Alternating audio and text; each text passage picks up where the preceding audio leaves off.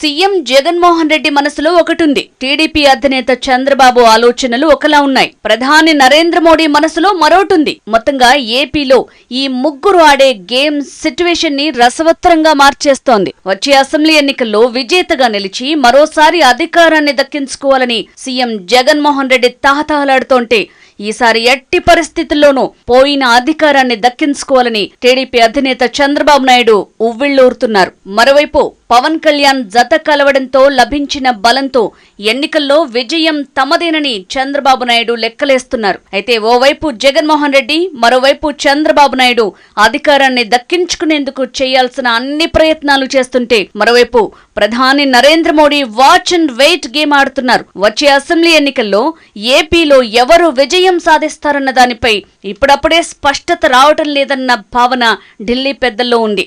ఒక్కో సర్వే ఒక్కోలా అంచనా వేయడంతో పాటు మొత్తం వ్యవహారంపై గందరగోళం నెలకొంది. ఎవరు ఎవరితో ఉంటారు, ఎవరు ఎటువైపు వెళ్తారు అన్నదానిపై బీజేపీ హైకమాండ్ పెద్ద ఎత్తున ఆలోచన చేస్తోంది. కాంగ్రెస్ పార్టీ దేశవ్యాప్తంగా బలహీనపడిన తరువాత బీజేపీ విజయాలకు అంతులేకుండా పోతోంది. ఒక్కో రాష్ట్రాన్ని చేజిక్కించుకుంటున్న కమలం పార్టీ లోక్సభ ఎన్నికల్లో అఖండ విజయాన్ని సాధించాలని స్కెచ్ వేస్తోంది. ఈ నేపథ్యంలో బీజేపీ ఏపీ విషయంలో ఎలాంటి వైఖరి అవలంబించబోతుంది అన్నదానిపై సస్పెన్షన్ నెలకొంది.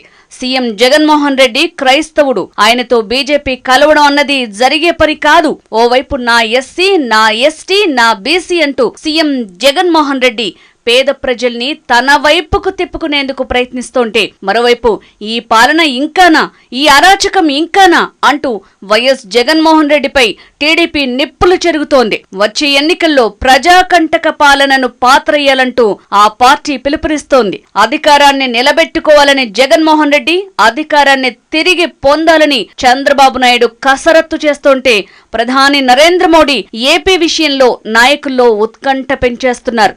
తెలుగు రాజకీయాలు ఎప్పుడూ ఊహకు అందకుండా మారుతుంటాయి. ఇవాళ శత్రువులుగా ఉన్నవారు రేపు మిత్రులవుతారు. రేపేం జరుగుతుందన్నది పక్కన పెడితే ఈ రోజు పని కానివ్వటం ముఖ్యమని రాజకీయ నాయకులు భావిస్తుంటారు. సినిమాల్లో చూపించినట్టుగా పగలు ప్రతీకారాలు మన రాజకీయాల్లో ఉంటాయి, కానీ అవి పెద్దగా ఒకరినొకరు డ్యామేజ్ చేసుకునేలా ఉండవు. వచ్చే అసెంబ్లీ ఎన్నికల్లో విజయం సాధించాలని అటు టీడీపీ, జనసేన కూటమి కసిగా పనిచేస్తుంటే, మరోవైపు తాను ఇచ్చిన పథకాల లబ్ధి పొందిన వారు మాత్రమే వచ్చే ఎన్నికల్లో తనకు ఓటేయాలంటూ సీఎం జగన్మోహన్ రెడ్డి ఓటర్లను బరాబర్ కోరుతుంటే, మొత్తం వ్యవహారాన్ని నిశ్చితంగా పరిశీలిస్తున్న బీజేపీ ఏం చెయ్యబోతుందన్న దానిపై పెద్ద ఎత్తున చర్చ జరుగుతోంది. ఏపీ విషయంలో బీజేపీ లెక్కలు బీజేపీకి ఉన్నాయి. ఏపీలో బీజేపీ వ్యాప్తి చాలా తక్కువ.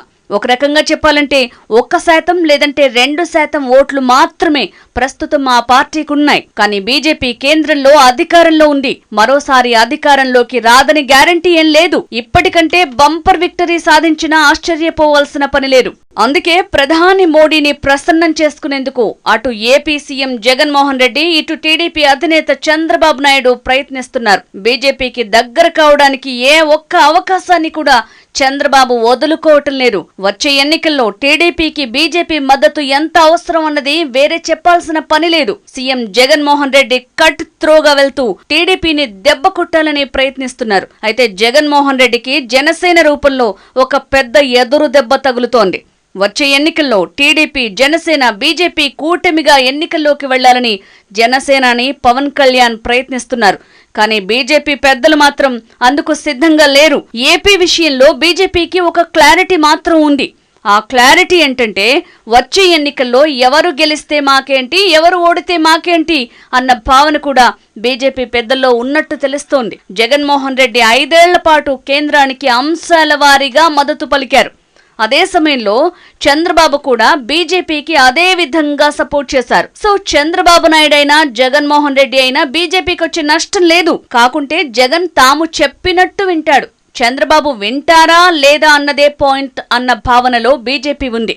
2019లో ఏపీలో వైఎస్ జగన్మోహన్ రెడ్డి అధికారంలోకి వచ్చిన తర్వాత అప్పటి వరకు టీడీపీలో చక్రం తిప్పిన యోధానుయోధులు ఒక రకంగా చెప్పాలంటే చంద్రబాబు తర్వాత స్థాయి గల నాయకులు బీజేపీలో చేరిపోయారు. ఇందుకు నాడు రాజ్యసభ చైర్మన్ ఉపరాష్ట్రపతి వెంకయ్య నాయుడు కూడా సాక్ష్యం. అయితే ఇప్పుడు వారందరూ కూడా బీజేపీలో నుంచి బయటికి రాలేక అటు టీడీపీలో చేరలేక సతమతమవుతున్నారు. వచ్చే ఎన్నికల్లో వీరందరూ కూడా బీజేపీ తరపున ఎన్నికల్లో కొట్లాడేందుకు సిద్ధంగా ఉన్నారు. అయితే ఆ ఎన్నిక టీడీపీ జనసేన పొత్తు ద్వారా అవ్వాలని వారి కోరిక. అలా కాని పక్షంలో ఎలా ముందడుగు వేయాలన్న దానిపై అసలు క్లారిటీ కనిపించటం లేదు. ఆ నేతలు ప్రధాని నరేంద్ర మోడీని అర్థం చేసుకోలేకపోతున్నారు. ఏపీ విషయంలో జగన్మోహన్ రెడ్డిని నమ్మడానికి కేంద్రం సిద్ధంగా లేదు, అలాని చంద్రబాబుని నమ్మడానికి సిద్ధంగా లేరు. కానీ కేంద్రంలో ఏదైనా తేడా వచ్చి అనుకోని విపత్తు ఏదైనా కలిగితే అప్పుడు ఏపీ నుంచి ఉన్న 13 రాజ్యసభ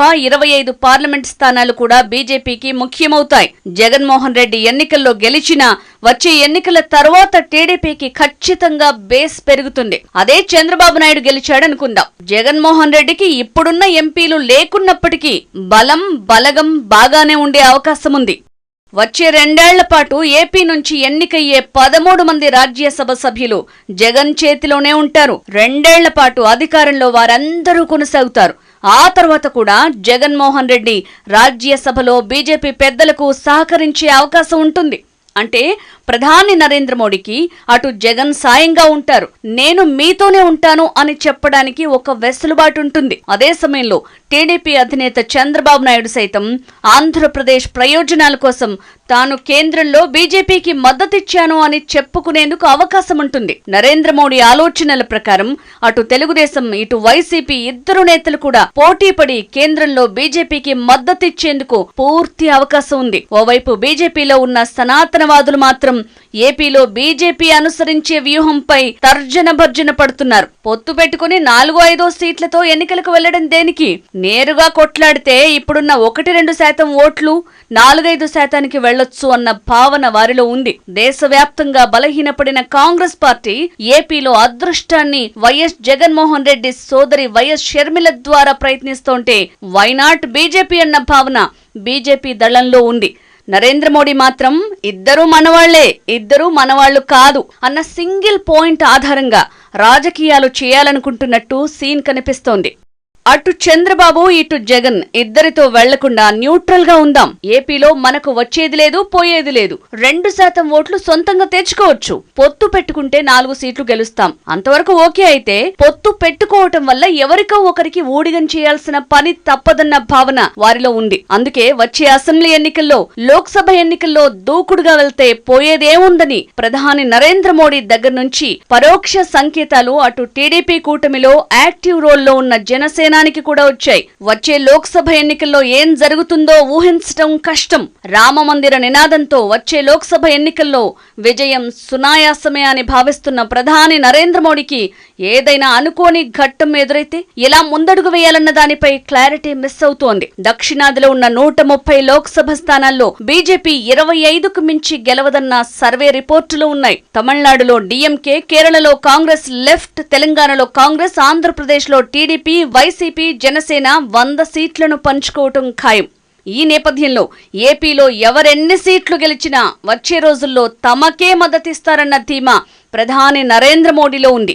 ఏపీ అవసరాల రీత్యా చంద్రబాబు నాయుడు గాని జగన్మోహన్ రెడ్డి గాని తనతో విభేదించే అవకాశం ఉండదని ఆయన భావిస్తున్నారు. అందుకే లోక్సభ ఎన్నికల్లో తనకు తిరుగుండదని, అయోధ్య రామ మందిరం కూడా కలిసొస్తుందని ఆయన ఆలోచన చేస్తున్నారు. ప్రధాని నరేంద్ర మోడీ ఏపీ విషయంలో ఇన్వాల్వ్ కాకుండా ఉంటే గేమ్ ఎలా మలుపులు తీసుకుంటుందో చూడాలి.